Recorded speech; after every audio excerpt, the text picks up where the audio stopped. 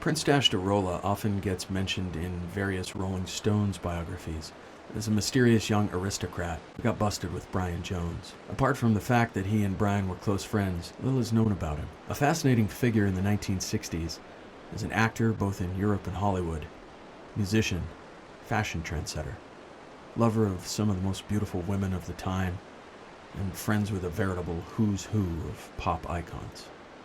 To this day, he remains a man of wealth and taste. When we originally spoke, I was talking about how you had mentioned how difficult it is to get in contact with Keith now. But Keith complained almost that he was under lock and key practically, that the insurances and things, he can't go anywhere, he can't really leave a certain framework. Is this on tour or at home? On tour. Because he has certain health problems.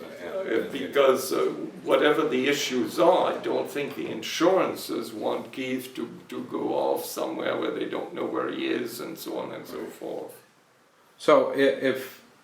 And Keith cannot, I understand that Keith is not able to, these things take its toll on him, and he gets very tired, and he has to, after a show, for instance, he no longer does what he used to do, which is to, have a meal, then be opened, as he put it, after an hour or two of cooling it, and then open for business all night, as long as you want to go into the morning until he crashes out to the next day. He would hold court and receive friends and so on. But he no longer does that. He no longer can sustain. He no longer can abuse himself. I think the only thing he can do is drink, and it gets the better of him. So, but you, specifically you had talked about how difficult it is if you wanted to get a hold of Keith. You don't simply just pick up the phone and get him. No, you can. Keith, for a start, is a bit like me, even worse. He doesn't have a phone in Connecticut, for instance. He doesn't, at least, or he doesn't answer it. And so you have to always call through somebody else. For instance, if you have to call Tony Russell to get hold of Keith, but Tony Russell... Who's Tony Russell? He's Keith's assistant. Ah, I see, okay. And Tony Russell probably receives 1,000 messages a day, so it's kind of slightly annoying to have to go through all these loops. I used to, for many years, I would pick up the phone, especially and just call Keith somewhere in the world, and he'd say, "Oh, good timing, I'm just coming. We can meet in London, I'll be at such and such a hotel," and so on, and we all invariably hook up like that. But life has become more and more, with families and people and things, the circles are extremely divergent, and these business things have taken over. Plus, there are many jealousies involving people who work in the organizations and so on, who almost resent the kind of intimacy one has, that they, it's like a court sort of thing, that, sure. that the old friends are considered people who, are slightly dangerous people, to their own sphere of influence with the band. Mick has his own, Mick is, I don't blame Mick in any way, shape or form. I don't blame Keith, I don't blame anyone, everyone has their lives and responds. There's 24 hours in a day, and there are times when you're not available to, some friend rings and you don't really want to speak to him, nor do you want to make plans with this person because you don't know how you'll feel later on. So as we age, it becomes more and more like that. So I understand, for people who are doing something as arduous as being on tour at our ages, it's and to have to perform to the expectations and the dreams of so many people, you don't feel really like bothering these type of people unless, but the problem is, you see, that they themselves reproach you for not making this thing. It becomes a vicious circle. Keith once said to me, "You deprived me of your company," he said very, very angrily. When did this happen and why? Because he said that but because one isn't making the effort to get in touch and to go and hang out endlessly, open-ended, etc., etc. But one isn't a courtier, one is a friend, I don't have that kind of... I've spent, one of the great last nights I've spent with Keith was during the Voodoo Lounge tour. We were invited. My son was then quite small. I took Tressa, Casimir, and we drove up in the Rolls to San Francisco. The Stones were staying at the Four Seasons in San Francisco. And after the Oakland show, we found ourselves, I found the Tressa and Kazi, were there for a little while, and then they went back to the place where we were staying. And I stayed in the Keith's suite with Johnny Depp, who had just done, the movie Fear and Loathing. Yeah. And who was there? Hunter? But Hunter Thompson. And Keith introduces me to Hunter Thompson in these words. He says, "Here, let me introduce you to the man who mortgaged his future, and he didn't have much of a past anyway," says Keith. And Hunter says, "Oh, no! I mean, what am I doing with this monster?" he said, in this room. And so, everything that he was, poor Hunter, was mercilessly teased all evening until he was literally carted out of the room on a stretcher.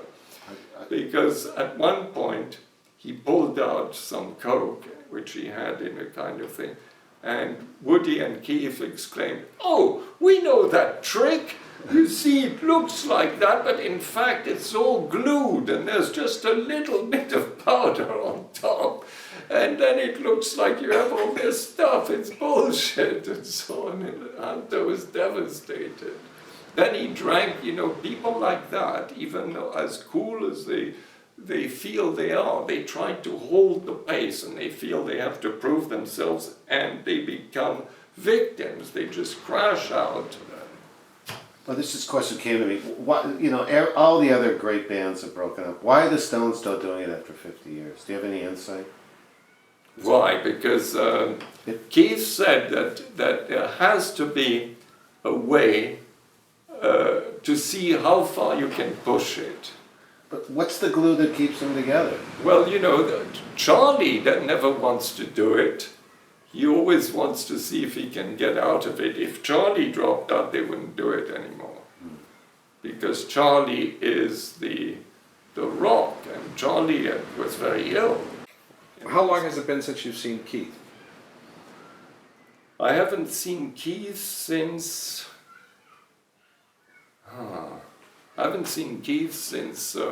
Steel Wheels, probably.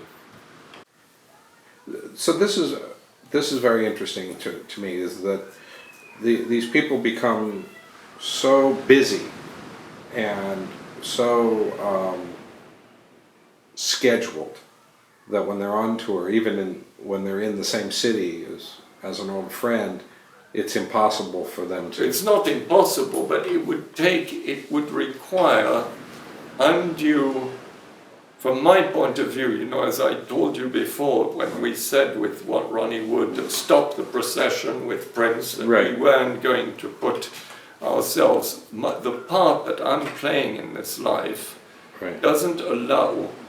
I mean, I don't write it in a way that I would stoop to certain things. But, you know, I think that they don't even know whether I'm here or not, because I'm so often in Thailand, so often in Italy, that people have lost track. They probably don't even have the number anymore at this stage. And it would require sort of making these somewhat humiliating or annoying phone calls to get a message through. And then, you know, you open it's just, and it's not really fair on anybody. They've got other things to do. Sure. If they really want to find me, they would call around and find that I'm here, and you know, the rest follows. Yes, I would respond to them saying something. But again, you're a guest. You go to this hotel. It's become such a thing that you no longer, unless you have a laminate, all access laminate, which you need. I mean, it's the cross and the banner to obtain such a thing. You have to ask for it weeks in advance, and maybe you'll get it, but each band member has only certain number available, and if you get it, then one member of their family is not getting it. Right. And it creates problems, you know, and you're not going to go to all the things. If you don't have that, if you just have a VIP pass, what happens is you go to the damn hotel or somewhere, you're then carted into a bus, arrive and put in a VIP tent where there's a few drinks and so on, and then the band is in a completely different sphere, and then you go to not so great places where you're distributed to various sound booths and so on, and you see 3/4 of the show, and then you have to get ready to leave, because the last few numbers you have to be already on the bus, and by the time the fireworks go up, you know, you're already leaving, or you've left by the second to last number. So the whole experience, and you know, and there's no more an after party, as it were. It doesn't happen. I wouldn't spend 1 red cent to go to a thing like that. It's more trouble than it's worth, let's face it. No, I agree with you. Do you think they're capable of churning out one more decent album? Well, the problem is who for? And what for? I mean, you know, they do it, but it depends on the production, on what they want to do. These things are overworked, in my opinion. Well, they haven't made a decent album in 30 years, really, or 20 years. I can't give you, but, you know, I don't know if the writing process is different, the chemistry, I just, you know. Well, let me ask about that. Okay. Because you just mentioned you were in the studio. We've all seen 1+1, which... Sympathy for the Devil. Yeah, it doesn't really have...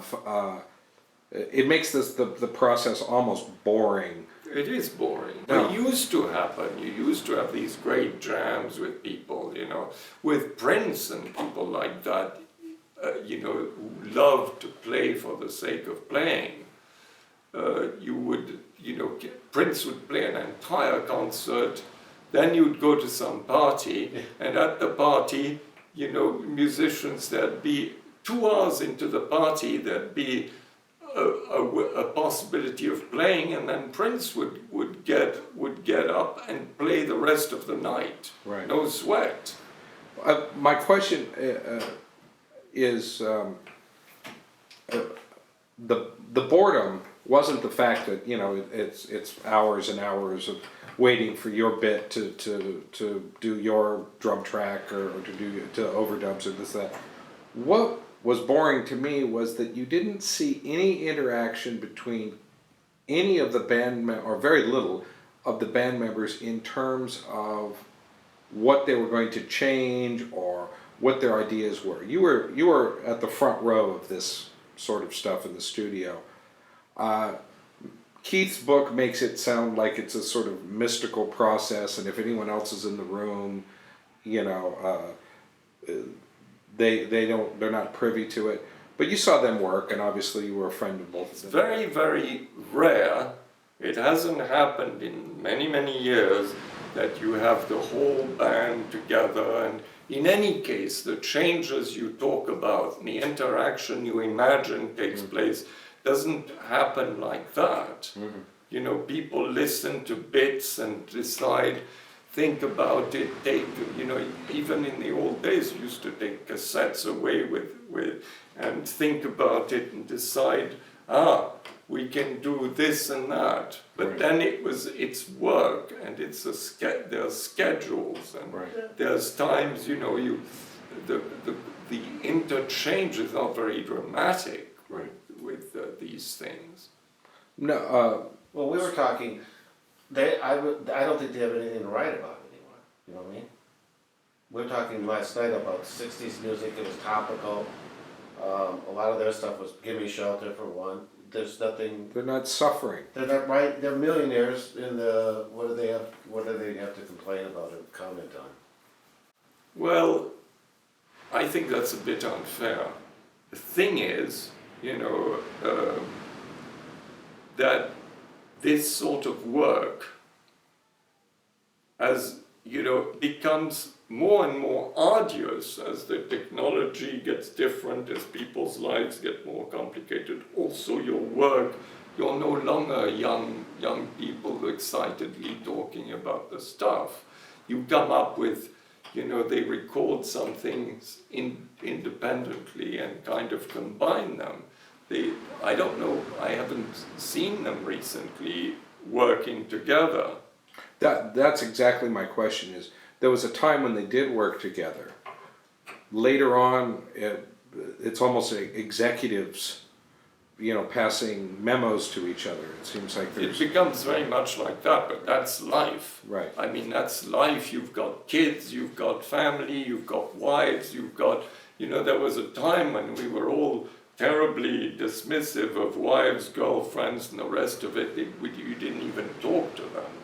You know, you saw somebody's wife or girlfriend, you wouldn't even talk to her. You know, it was very, you would call it sexist today, but that's the way it was. You talked to your friends and you dealt with them like that, and you didn't let the thing you were doing was primordial.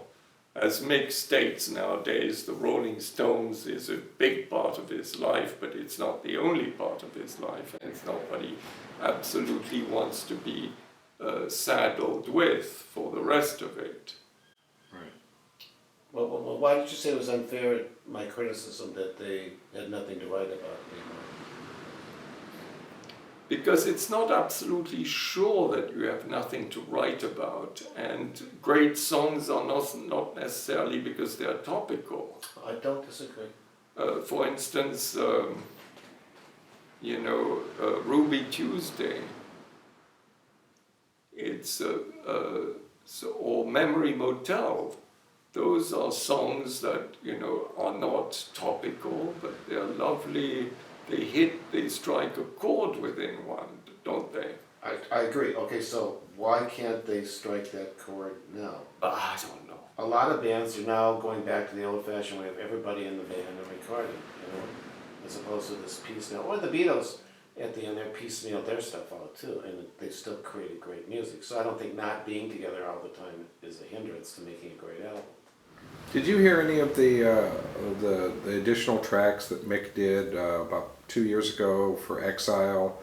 That was Plundered My Soul. And I haven't listened to it, to tell you the truth. I haven't either. He has. I have. They're actually quite good. But you know, those so-called new tracks, the Rolling Stones have a vault of unbelievably great songs, that if they took the trouble to unearth some of these gems that are still in raps, there's a song, for instance, called Scarlet. Remember that title. Scarlet is a total masterpiece, and Scarlet has never been released.